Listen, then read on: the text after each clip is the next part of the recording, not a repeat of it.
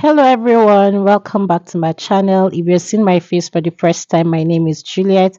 To my returning subscribers, hi, welcome. To my new subscribers, hi, welcome. And to those who are going to stumble on this channel for the first time, hi, welcome. Please don't make this your last. Today's video is a very educative and informative video. Kindly carefully watch this video till the end so that you would learn and know how to start a fish business, the best fish pond to use, how to calculate and know the exact feeding portion for your fish, the right water to use, how to test your water at home to know if the water is chlorine free, how to isolate and treat a sick fish, and many more. The reason for teaching about catfish is that catfish is the easiest fish you can actually culture currently in our situation in Nigeria. It's the easiest fish that you can culture, you can calculate the culture, and then it has a high level of resistance to disease and natural disasters. Okay, so that's what I was actually saying. So fish hatchery in the wild, what normally happens is that the female will release her eggs in the wild, then the male will release his sperm somewhere. Fertilization is by chance. So that, for example, now, let's say there's a female fish around here and she releases her eggs. And then we can now have a male fish somewhere as in Tama. He will release his sperm. So it will keep flowing until it gets to somewhere and then it mixes. Fertilization happens by chance. So that's how fertilization happens in the wild. So now what we do when we want to hatch fish is that we pick the female fish because there are seasons that the female fish is ready to release her eggs. It's just like big human beings. There are times whereby the human, the pharmacist can help me. There are actually times whereby you be like the woman will be more better. Exactly, you understand? So the woman is actually more better at a particular point in time. You understand? So it's the same thing with fishes also. But when you artificially inseminate them, you release hormones in them, it will stimulate that fertilization. And then those hormones actually called overprint. You inject the fish, you stimulate them within 24 hours, your female will be ready to share up her eggs. You see that if you don't even press the eggs out, you just leave the female, she will start removing the eggs by herself actually. And then what you now do is you get a male, tear open the stomach, and then you remove the sperms, and then you now mix them together. And then you now put them in a place that is covered, that has a lot of heat, and then in 24 hours, the fishes begin to hatch.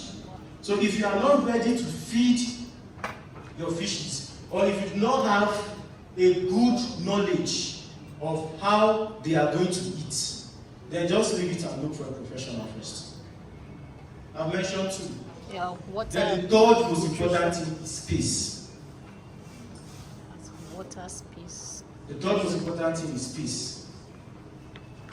And it is in space that most people actually run into issues when they are doing fish farming. Because you can get your water quality right, you can get your feed right, but if the spacing is not enough, or if the spacing is not correct, just know that what you are producing is a waste. And now what is the standard measurement to keep fishes? 40 fishes per square meter. 40 fishes per square meter. That is the standard stocking capacity.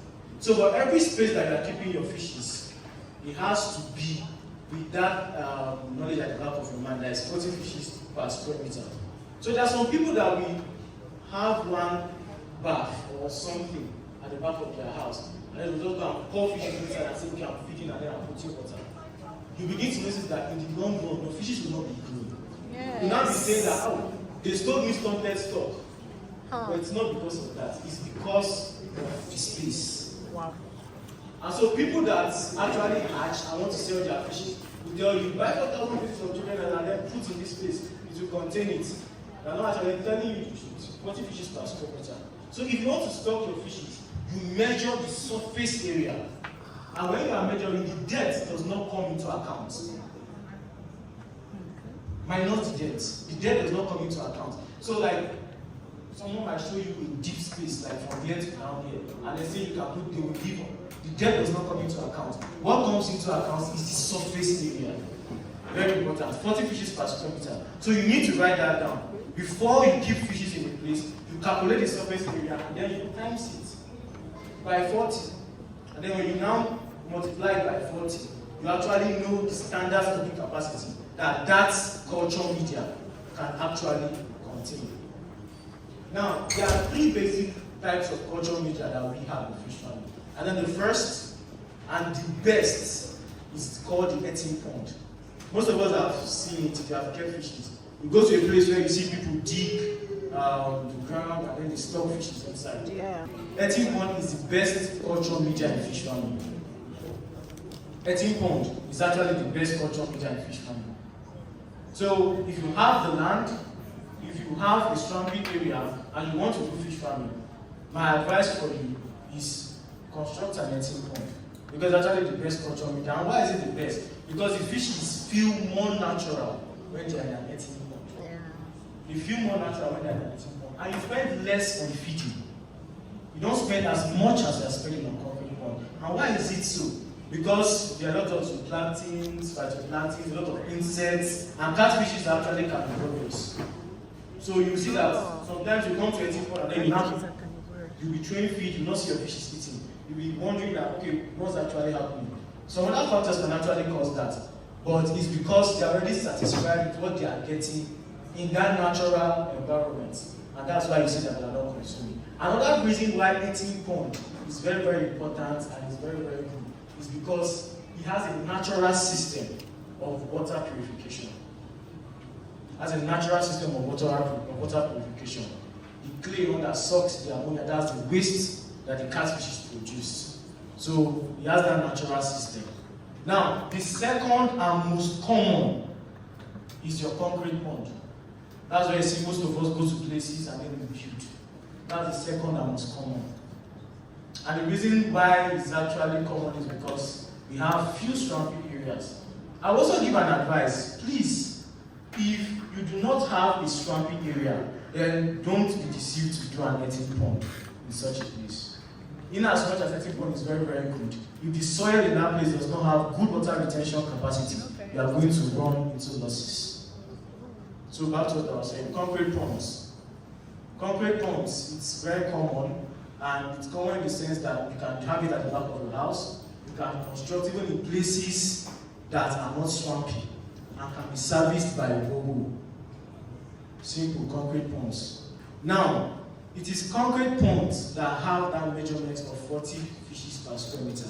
If you know that your water is actually good for fish farming, now you need to take that water to a lab to test it, to check its acidic content, alkaline content, and the rest. You understand? Catfishes will not stay well in the water that has high acidic content.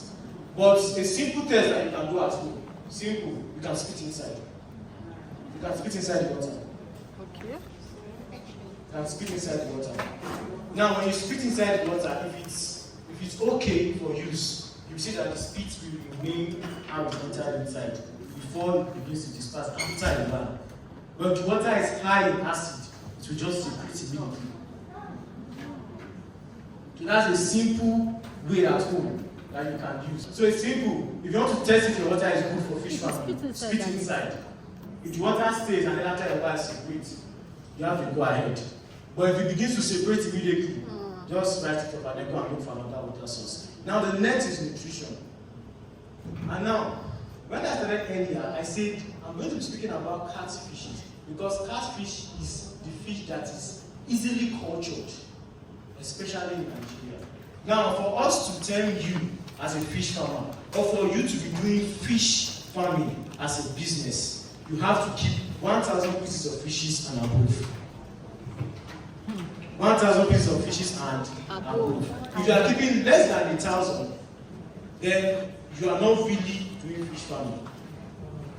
But when you keep 1,000 and above, that is when we say, okay, this person is actually a farmer. And then why is it so? Because it is easier to calculate your feed consumption when you are keeping 1,000 pieces of fish. It's easier to calculate your feed consumption when you are keeping 1,000 pieces of fish.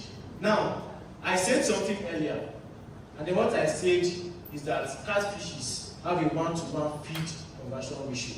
Do you remember that? Yeah. Good, so I'm going to ask us a question now.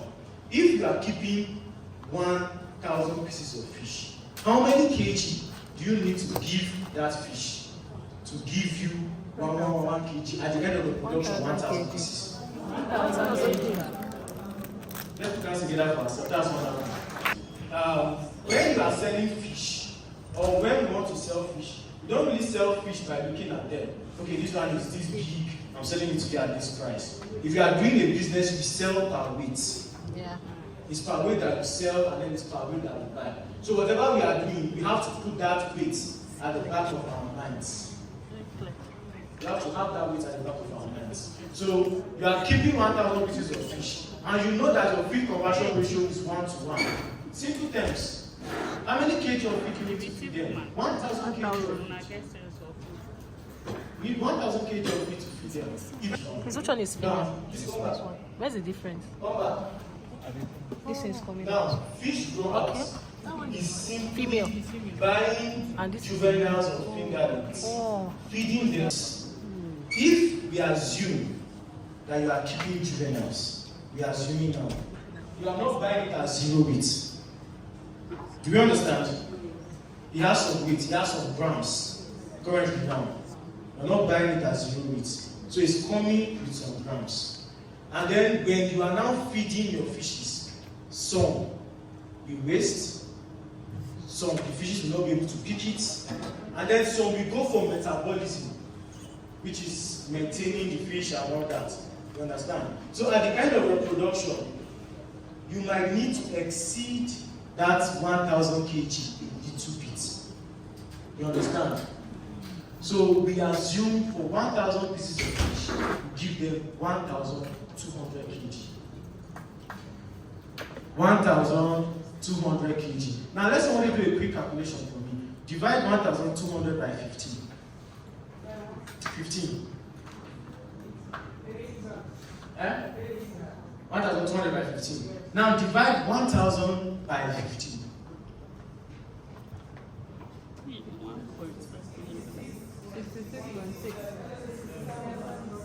Exactly. So now, what does this mean? If you are raising 1,000 pieces of fishes to table size of 1 kg average weight, you need 66 bags of feed. Each bag of feed is 15 kg. Now, if you want to be sure and overconfident that your fishes must be 1 kg each, you need to exceed that 66 bags and then stop at 80 bags. Then the period of time that is needed to take juveniles to table size is 6 months. Yes, 6 months. The period of time that is needed to take juvenile to table size is 6 months. So if you are keeping fish today, have it at the back of the mind, all things being equal, 6 months. 6 months. That's what I was saying. Cat fishes have a 10% mortality rate. And what does that mean? It means at the end of the production, you are only going to lose 10% of what you are stocking. Now, anything that makes your fishes to just die completely or die in mass, you know that it's actually been poisoned. That's the poison. One food is poisoned too now. Yeah, that's poison too. It's actually been poisoned. You understand? Your fishes cannot die in mass. And then fish poisoning it happens in a number of ways. Like our auntie there spoke, she said wrong food. We are giving them a food that is not specifically composited for fish. It's going to poison them, they will die. And then when you put some kind of ingredients that are not supposed to be at some kind of proportions in the feed, it's going to have issues and the fishes are going to die. And then ammonia kills fishes. Ammonia is another aspect of fish poisoning. And now what causes ammonia? What causes ammonia content to be high is when your fishes are overstocked. Now this brings us back to what I was saying. Space is very important. Now if you overstock a pond, it's going to increase the ammonia content of that pond. And what is ammonia? Ammonia is the defecation, the urine that comes out from fish. And then when ammonia When there's ammonia build up in the pond becomes poisoned. And then you just wake up one morning and then you see that your whole place is gone. Basically. And then a few times you might have some viral infections. But the good thing about infections in fishes is that it's not zoonotic. Meaning it does not transfer from the fishes to man.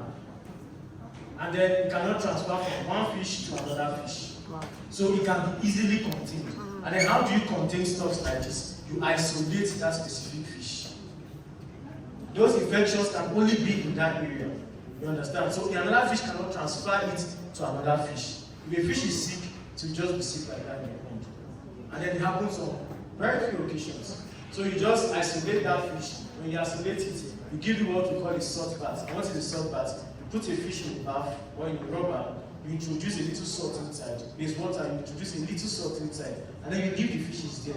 You leave the fish there for a while. And then after a while, you see that the fish will actually recover. Because salt is a general disinfectant.